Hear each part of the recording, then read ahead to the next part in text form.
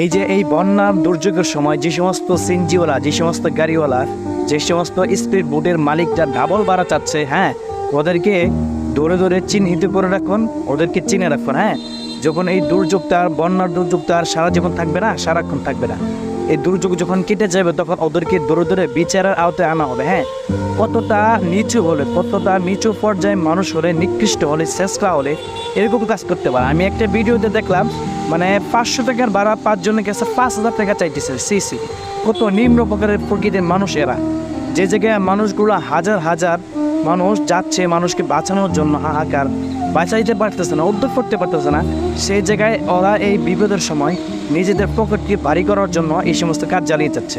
ঠিক আছে, ওদেরকে চিহ্নিত করে রাখুন। যখন এই বন্যার দুর্যোগগুলো কেটে যাবে ওদেরকে খুব ভালো করে চিহ্নিত করে রাখুন, ওদেরকে বিচারের আওতায় আনা হবে ইনশাআল্লাহ। হ্যাঁ, ওদের থেকে জানোয়ারও ভালো, ওরা তো জানো